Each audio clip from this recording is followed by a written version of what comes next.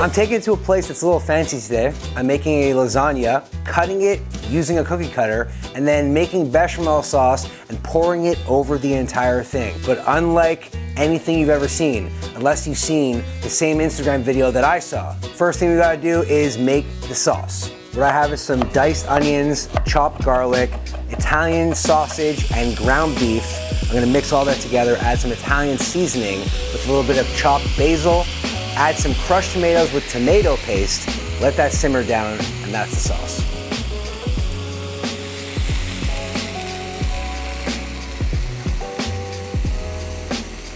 Hit that with some salt and pepper. 2 cheeses. We got some Parmesan and some Parley skimmed mozzarella. We're gonna combine these, grate them, and then the layering process will begin. I'm not even gonna say it. I ain't saying it, not today. Fine, I'll say it. Get this cheese grater, guys. I'm not sponsored, but I fully believe it's the best cheese grater I've ever had in my life.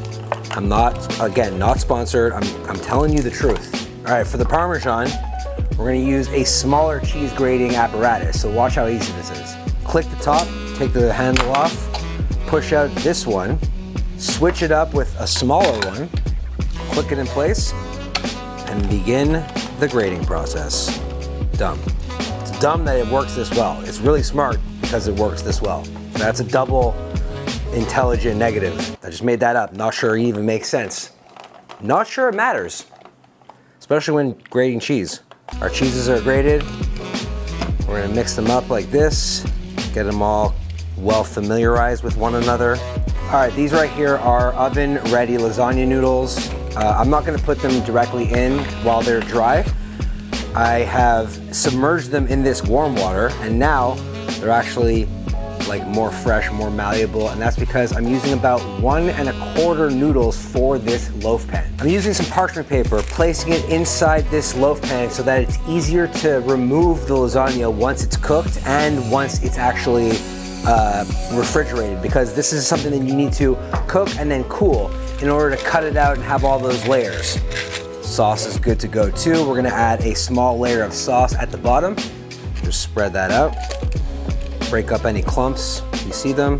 We're gonna add our first sheet of noodles. As you can see, there's some extra area over here, so what I'm gonna do is cut a noodle, which is not a dance move, it's actually me cutting a noodle.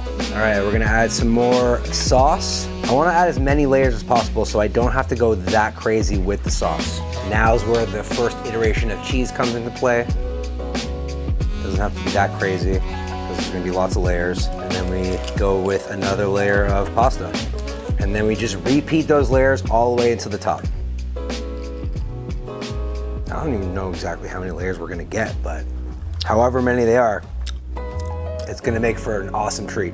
Really advanced culinary abomination. Let's talk about fancy cooking for a second. When I cook on the internet, Instagram, Snapchat, Facebook, YouTube, TikTok, I don't really do the fancy thing. It's not really my bread and butter, should we say.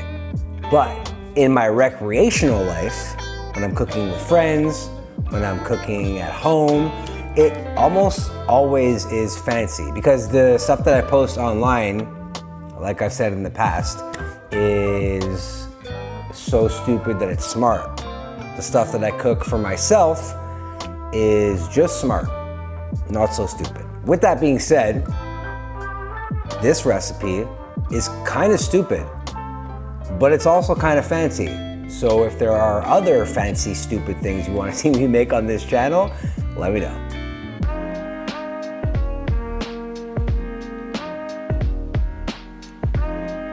All right, last layer of pasta.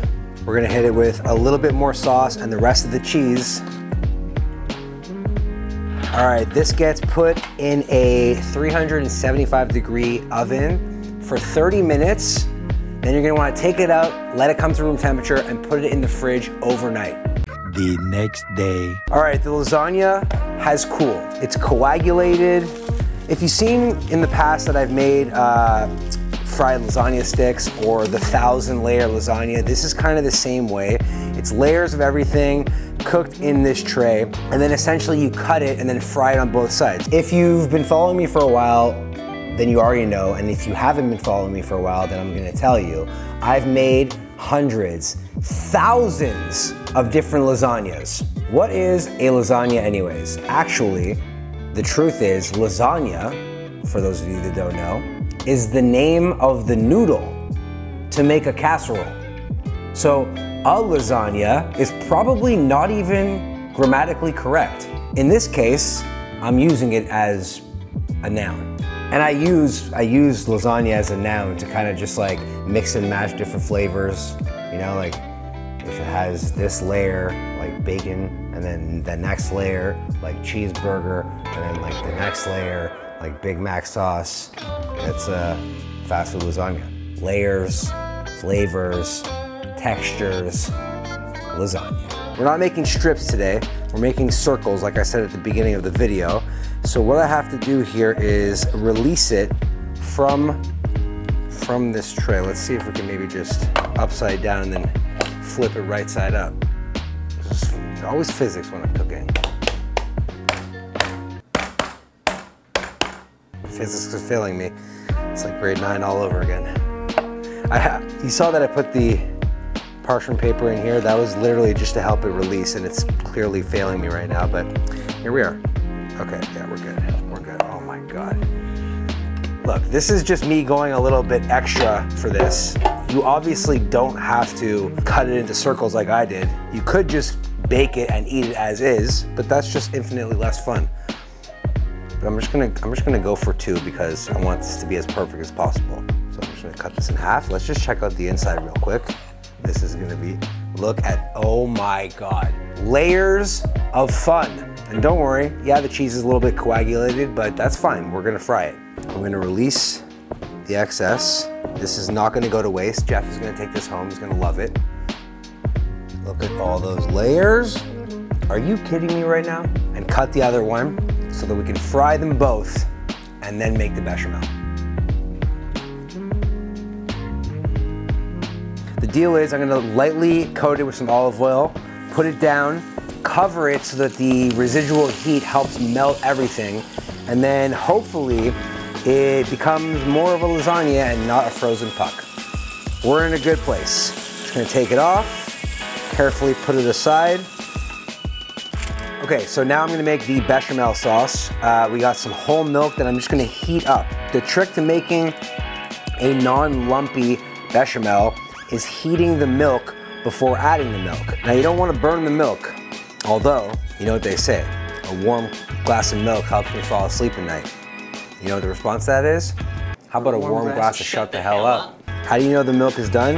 As soon as it starts bubbling around the edges, that's when I'm gonna take it off. And if you burn it, you're gonna get like a weird crusty film at the bottom. That's what we're trying to avoid. When I say we, I mean I am trying to avoid it. There ain't no we's here. And now make a roux, which is a flour butter mixture, often made to thicken sauces.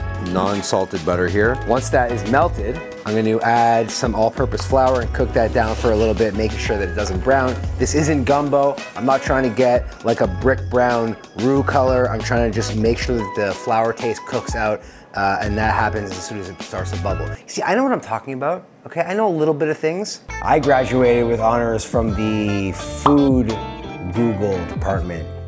Valedictorian, summa cum laude. Like, we're talking about this bechamel. I Googled it. Not because I didn't know, just because I wanted to know if someone else knew. So what I'm gonna do right now is just gently, periodically pour in the warm milk while whisking.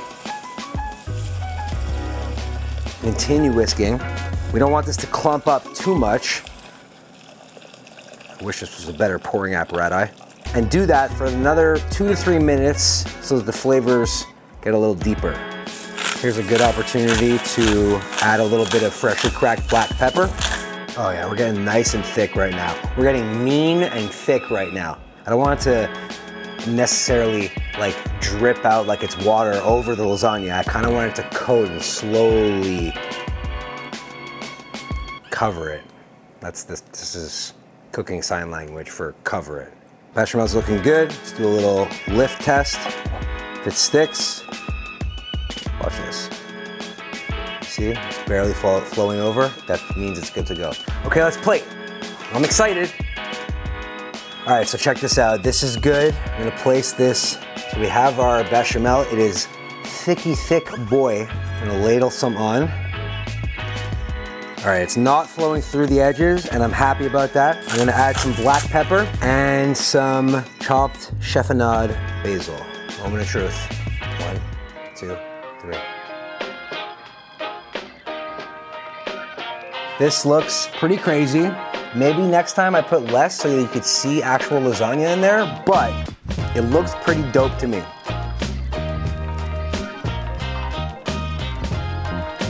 Ramekin goes on top. Make sure it's nice and snug so that nothing can come out the sides.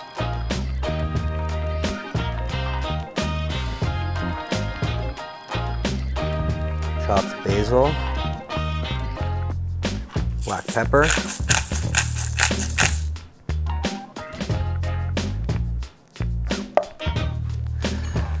All right, let's crack this in half.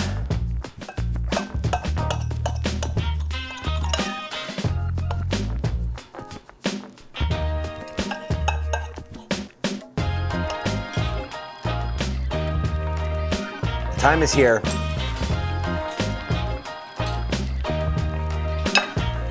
This is fucking awesome. Lasagna is just the best thing, aside from breakfast. Although a breakfast lasagna, now we're talking. Maybe on another video. Ooh, breakfast lasagna covered in hollandaise sauce? Shit. Love coming up with better ideas. That little trick that I did at the beginning by soaking them, I think it helped a little bit. There's no ricotta in here. It's a pure bechamel play. I decided to add a little bit less on the second one because the first one, like Jeff and I were just talking, kind of just looks like biscuits and gravy. It'll be good, don't get me wrong. Let's go in for another bite because my mouth is a faucet.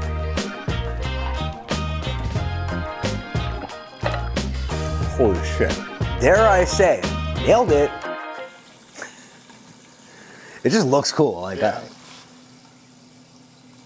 who would have thought I could be fancy? Look at us.